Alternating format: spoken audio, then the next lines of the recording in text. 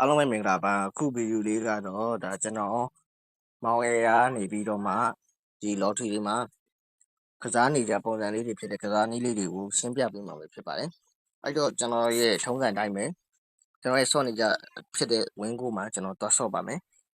နော်တချို့ဒီတိတ်နားမနေတဲ့လူတွေတော့ကျွန်တော်တစ်ခွက်ပြခြင်းနေပေါ့နော်အဲ့ဒါကတော့တီဗီစားလူတွေကတော့သိပါတယ်ဒီမြန်မာစာလေးတွေပြောင်းနေဆိုရင်ဒီအကျွန်ုပ်ကိုနှိပ်လိုက်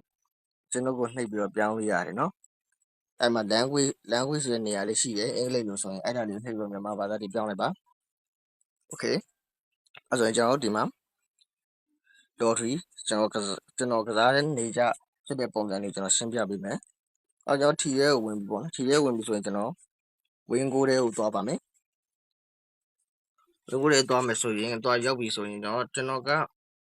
ဒီ1 minute ကိုအစော့များပါတယ်ဒီထက်မြန်အောင်ကြိုက်တဲ့လူကတော့ဒီမှာဘေးမှာစက္ကန့်30ရှိတယ်စက္ကန့်30ကိုဆော့လိုက်ပေါ့နော်ကျွန်တော်ကဗာနီလန်သုံးပါလဲဆိုတော့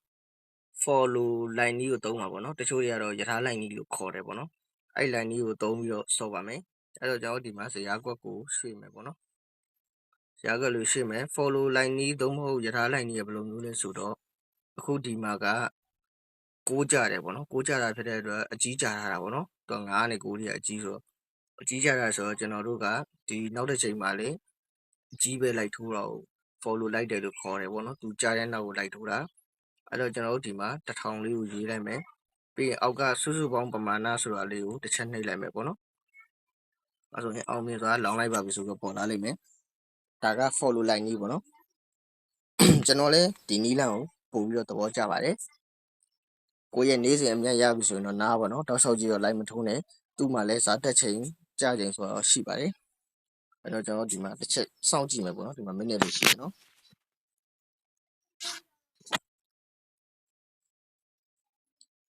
ကျွန်တော်ပြီးလို့ရှိရင်ဒီ follow လေးဆော့ပြပြောလို့ရှိရင်နောက်တစ်နည်းအနေနဲ့ကျွန်တော် BS ဆော့ရဲ့နည်းလေးကိုကျွန်တော်ပြပေးပါမယ်ဒါဆိုရင်ကျွန်တော်1960ပြန်ရတယ်ပေါ့နော်1000လောင်းလာတာ40ကတော့ကျန်တဲ့40ကတော့သူတို့ 2% အခွန်ဆိုပြီးတော့ဖြတ်ပါတယ်အဲ့တော့ကျွန်တော်ဒီမှာအကြီးထက်ကြသွားတာဖြစ်တဲ့အတွက်ခုနကအကြီးထိုးရတယ်ပေါ့နော်ကြီးကြသွားတာခုလည်းအကြီးထက်ကြတယ်အဲ့တော့ကျွန်တော်အကြီးပဲလိုက်ထိုးမယ်ပေါ့နော်အဲ့တော့ကျွန်တော်က9နေရာဖြစ်တဲ့အတွက်1000ပဲထိုးမယ်ရှုံးတော့မှသာစားတင်ထိုးမယ်ပေါ့နော်အဲ့ဒီလိုက်စားတွက်တဲ့နည်းကိုလည်းကျွန်တော်ရဲ့ဒီဗီဒီယိုရဲ့အောက်မှာကျွန်တော်ချပေးထားပါမယ်ကျွန်တော်ကတော့သုံးစား line ဒီပုံစံလေးကိုတော့သုံးပါတယ်1000ရှုံးရင်3000ပေါ့နော်1000 3000 9000အဲ့လိုမျိုးထိုးပါတယ်အဲ့တော့ကျွန်တော်ရဲ့ like ကိုယူသုံးရင်လည်းဆိုလဲသုံးဒါမှမဟုတ်ရင်ကို့မှာလည်းကိုပိုင် like စားရှိတယ်ဆိုရင်ကို like စားနဲ့ကိုဆော့လို့ရပါတယ်အဲ့တော့ကျွန်တော်ဒီမှာစက္ကန့်လေးပေါ့တစ်ချက်ကြည့်မယ်ဒီစက္ကန့်လေးခုကဘာကြမလဲပေါ့နော်ကျွန်တော်ဒီမှာတော့10သိန်းရှိရတော့ပေါ့နော်ဝီမောက်က10သိန်းရှိတယ်โอเคဒါဆိုရင်ဒီတစ်ချက်ကျွန်တော်ရှုံးသွားပြီနော်ရှုံးသွားတယ်ကိစ္စမရှိဘူးပေါ့နော်ကျွန်တော်မှာငွေမောက်အများကြီးရှိတယ်လိုက်စားကြိုက်တော့ထည့်ပြီးလိုက်အဲ့ဆိုကျွန်တော်ဒီမှာသူကရှုံးသွားတာဘာလို့လဲဆိုတော့3ရက်ကြာတာအသေးကြာသွားတာပေါ့နော်အသေးကြာသွားဆိုတော့ကျွန်တော်တို့ကသူကအသေးကြာသွားရင်ကျွန်တော်အသေးနောက်ကိုလိုက်ထိုးမယ်အဲ့တော့ကျွန်တော်3000ထိုးမှဖြစ်တဲ့အတွက်ဒီအောက်ကအပေါင်းလေးကိုနှိပ်လိုက်ပေါ့နော်ဒီမှာ3လေးဖြစ်သွားပြီအဲ့ဆိုရင်ကျွန်တော်ဒီမှာစုစုပေါင်းပမာဏဆိုတဲ့နေရာလေးကိုတစ်ချက်ကြည့်လိုက်3000ပြောင်းသွားပြီနော်အဲ့လိုလေးကိုနှိပ်လိုက်အဲ့ဆိုရင်ကျွန်တော်3000လိုက်ထိုးတာပေါ့နော်စားတင်ထိုးတာပေါ့ဒါကတော့ follow line ကြီးပေါ့နော်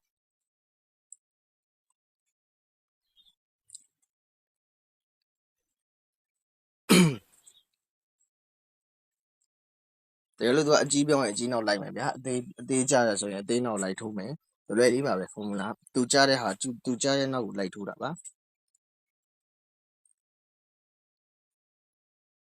โอเคဒါဆိုသူ3ညပူးသွားပြီဖြစ်တဲ့အတွက်ကျွန်တော်အရင်ရောမြက်ကောပြန်ရပြီပေါ့နော်9880ပြန်ရတယ်3000ထိုးလိုက်တာပေါ့နော်โอเคအဲ့ဒါတော့အဲ့ဒါတနည်းနောက်တစ်ခုကကြတော့နောက်တနည်းကကြတော့ဘာနည်းလဲဆိုတော့သူကပေးတဲ့ဟာကိုသူပေးတဲ့နောက်ကိုလိုက်မထိုးဘဲနဲ့ကျွန်တော်တို့ကကန်ထိုးတာကိုပြောတာပါနော်အဲ့ဒါကကြတော့ဘယ်လိုမျိုးလဲဆိုတော့ကျွန်တော်ဒီမှာကအသေးကြတယ်ပေါ့နော်အသေးကြတယ်အသေးကြတာကိုကျွန်တော်တို့ကအသေးကြရင်ကျွန်တော်အကြီးကိုထိုးမယ်ပေါ့နော်ပြောင်းမြန်လန်ထိုးတာပေါ့နော်ရှေ့ရဗီဒီယိုမှာကြတော့သူပေးရဲ့နောက်ကိုလိုက်ထိုးတယ်အခုဗီဒီယိုကကြတော့ကျွန်တော်တို့ဒီ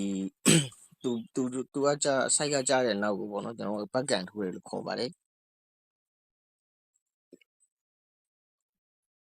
သူကအသေးကြရင်ကျွန်တော်တို့အကြီးထိုးမယ်ပေါ့နော်သူကအကြီးကြတယ်ဆိုကျွန်တော်တို့အသေးထိုးမှာပါ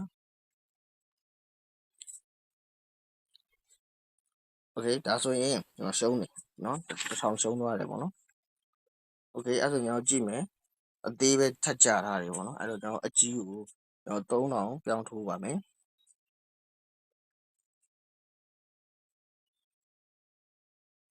โอเคအဲ့ဆိုကျွန်တော်3000ထိုးလိုက်ပြီ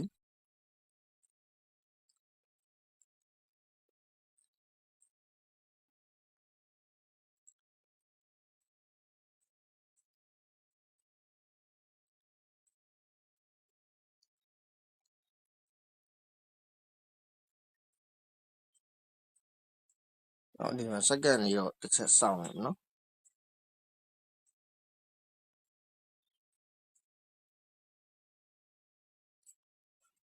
ကျွန်တော်ဒီ formula တွေတစ်ခုဆိုတစ်ခုပဲသုံးတော့ကျွန်တော်ကဒါတစ်ခါတည်းဒီ video မှာစုပြီးတော့ပြပေးတာ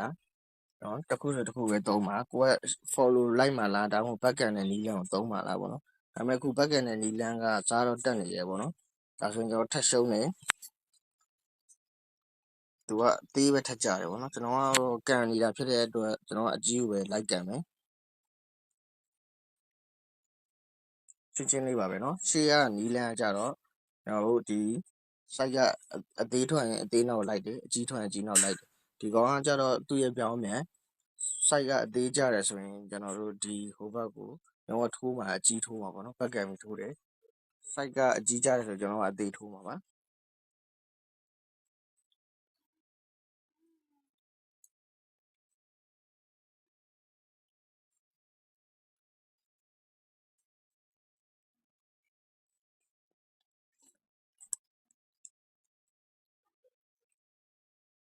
ဟိုတစ်ချက်ကြည့်မယ်နော်